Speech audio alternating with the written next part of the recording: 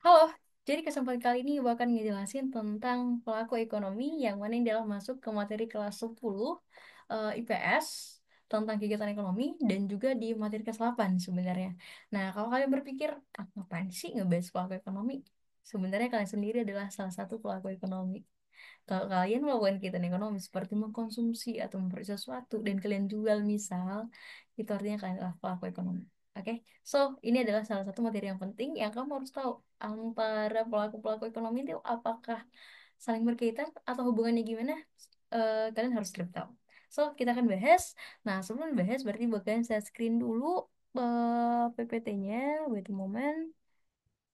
Hopefully it's good. Oke, here you are. Aku share dulu. So this. Oke, ini dia. Pelaku ekonomi. Jadi pelaku ekonomi itu kalau di PPT saya ya, itu ada tiga. Itu rumah tangga keluarga, ada rumah tangga produsen, dan juga rumah tangga negara. Sebenarnya ada satu lagi yang nggak kalah penting yaitu masyarakat luar negeri. Oke, jadi aku akan menyimpulkan dan menambahkan dari PPT aku itu ada empat. Oke. Nah, rumah tangga keluarga, rumah tangga keluarga itu melakukan peran dalam ekonomi. Salah satunya yang paling gampang adalah kalian kalau sehari-hari pasti perlu makan, perlu baju, perlu peralatan mandi, atau skincare atau apapun itu kalian perlukan. Nah, mama kalian atau misalnya kalian yang belanja, nah artinya kalian sudah menjadi pelaku ekonomi. Nah, berarti perannya eh, rumah tangga keluarga atau sering juga disebut sebagai rumah tangga konsumen itu ada dua secara garis besar. Yang pertama itu sebagai konsumen atau yang menggunakan barang dan jasa untuk memenuhi kebutuhan hidup, dan yang kedua sebagai penyedia faktor produksi.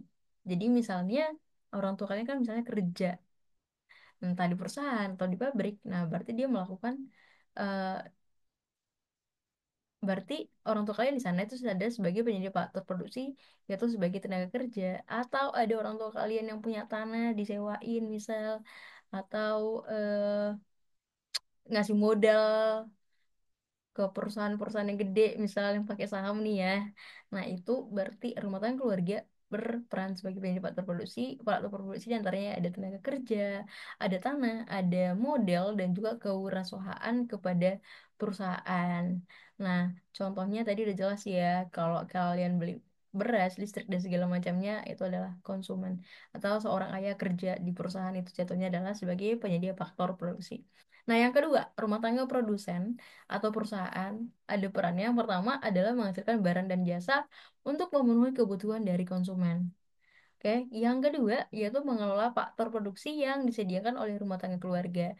Jadi misalnya nih untuk membuat sesuatu, misal ada pabrik mie instan.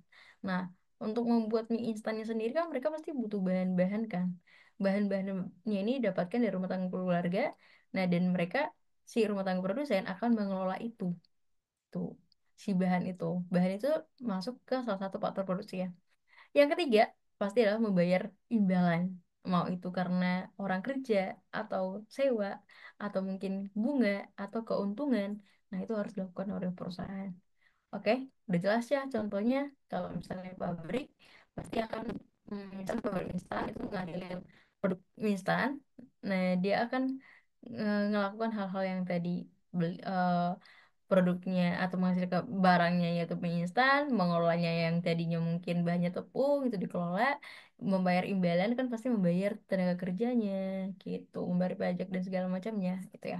Yang ketiga, rumah tangga pemerintah atau negara. Nah, apa sih perannya? Yang pertama yaitu sebagai regulator. Regulator berarti yang mengatur. Nah, berarti perannya adalah mengatur dan mengawasi kegiatan ekonomi. Nah, pemerintah lah yang berhak untuk membuat kebijakan-kebijakan. Makanya kadang ada perbaharuan dari undang-undang. Nah, kalau kalian berpikir, ah ngapain sih ribet ngurusin undang-undang itu urusan pemerintah? Jangan salah. Karena apapun kebijakan pemerintah itu sangat berpengaruh terhadap kita masyarakat biasa juga. Gitu. Oke, yang kedua, tugas pemerintah yaitu sebagai konsumen dan juga produsen. Konsumen karena pemerintah pasti butuh barang dan jasa untuk melakukan si kegiatannya. ya kan? Pasti misalnya nih di suatu gedung, misalnya di Istana Presiden, ya butuh dong bangku gitu, butuh dong misalnya proyektor dan segala macam, ya dibeli. Nah, berarti pemerintah juga sebagai konsumen dan juga produsen, yaitu yang menyediakan layanan publik. Kan pemerintah yang misalnya, oh gimana nih biar ada TJ misal, itu sebagai produsen berarti pemerintah. Yang ketiga adalah mengelola keuangan negara dengan cara misal ada pajak. Nah, pajak ini nanti yang dikelola lagi untuk pembangunan-pembangunan, misal itu entah pembangunan jalan raya, tol, perbaikan fasilitas umum, atau mungkin memberikan ke ranah-ranah sekolah misalnya, dengan misalnya kayak makan siang gratis yang katanya mau diadakan ya kan, yang udah mulai diadakan. Nah, itu pasti kelolanya dari pajak. Nah, itulah tugas dari rumah tangga pemerintah. Berikutnya, yang keempat, yang enggak aku masukin di PPT, tapi sebenarnya enggak kalah pentingnya itu masyarakat luar negeri. Nah, berarti pentingnya apa nih? Kalau ngomongin luar negeri, pasti mikirnya lah ekspor dan impor. Ekspor berarti menjual barang dari dalam negeri, impor berarti menerima barang dari luar negeri ke dalam negeri, gitu ya.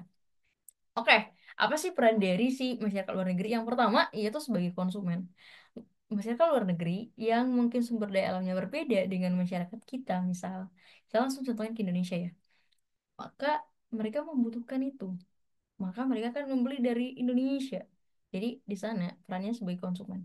Yang kedua, bisa juga sebagai produsen. Tadi sumber daya alamnya beda. Ada hal yang kita perlukan yang nggak ada di Indonesia, misalnya, so kita perlu impor dari luar negeri atau negara asing gitu atau masyarakat luar negeri itu disebut sebagai ekspor, gitu ya, yang melakukan ekspor. Nah, yang ketiga, peran dari si masyarakat luar negeri adalah menjalin hubungan ekonomi, misalnya untuk investasi, pinjaman, dan kerjasama antar negara. Oke, nah yang berikutnya kita ngebahas gimana sih sebenarnya interaksinya ya, interaksi antar pelaku ekonomi ini. Oke, nah ini kira-kira flowchartnya, di mana mereka tadi sebenarnya dari yang tadi saya jelasin itu sudah sangat terlihat ya apa perannya, udah kelihatan. Nah, kalau misalnya rumah tangga apa masyarakat luar negeri bisa kita buat di tengah nih, di tengah di antara rumah tangga produsen dengan rumah tangga keluarga. Nah, skemanya seperti ini, di mana tadi rumah tangga produsen, misal rumah tangga produsen itu melakukan apa? Berarti ya melakukan penjualan barang dan jasa kepada rumah tangga keluarga dan juga bisa melakukan pembayaran atas pembelian barang dan jasa dari rumah tangga keluarga. Nah, ini panahnya udah sangat jelas ya. Oke. Nah, di mana misal, oh ini yang paling keywordnya itu emang rumah tangga keluarga dan produsen ya, karena sebenarnya overall itu yang paling tiga, kegiatan ekonomi itu kan ada tiga ya, produksi, konsumsi, dan distribusi. Nah, distribusinya itu bisa melalui misalnya pemerintah di tengah atau masyarakat luar negeri gitu. Nah, di mana tadi masyarakat luar negeri juga bisa bertindak sebagai produsen dan juga konsumen gitu. Oke, so berarti interaksinya rumah tangga keluarga itu membutuhkan barang dan jasa dari rumah tangga produsen membutuhkan tenaga kerja dari rumah tangga keluarga. Nah, di mana pemerintah akan mengatur aktivitas dari si rumah tangga keluarga maupun si rumah tangga produsen. Sementara masyarakat luar negeri terlibat dalam perdagangan internasionalnya, gitu. Jadi skema sederhananya interaksinya RTK rumah tangga keluarga dengan RTP itu menyediakan faktor produksi, di mana RTP terhadap RTK itu menyediakan barang dan jasa, sementara RTK dan RTP itu terhadap pemerintah harus membayar pajak. Nah, pemerintah terhadap RTK dan RTP itu harus menyediakan layanan publik. Nah, sementara RTP terhadap masyarakat luar negeri akan melakukan ekspor impor dan kebalikannya ya. Kalau masyarakat luar negeri terhadap RTP juga melakukan ekspor impor gitu. Ekspor impornya bisa berupa barang maupun jasa. Oke, so yang jadi kesimpulannya adalah pelaku ekonomi ini saling berhubungan dan saling membutuhkan satu sama lain. Untuk apa? Yaitu untuk memenuhi kebutuhan hidup. Jadi keempat pelaku ini akan saling bersinergi untuk memenuhi kebutuhan hidup masing-masing gitu. Dan artinya empat si pelaku ekonomi itu memegang peran yang sangat penting untuk kelancaran kegiatan ekonomi di suatu wilayah atau bahkan di suatu negara. Dan gak ada yang istilah oh lebih penting ini bisa dihilangkan. Enggak, mereka berempat itu sangat perlu. Oke, sekian penjelasan dari saya. Mungkin kalau ada mau ditanyakan atau mungkin masih mau ngasih contoh, bisa buat di kolom komentar. Oke, see you di pembahasan berikutnya.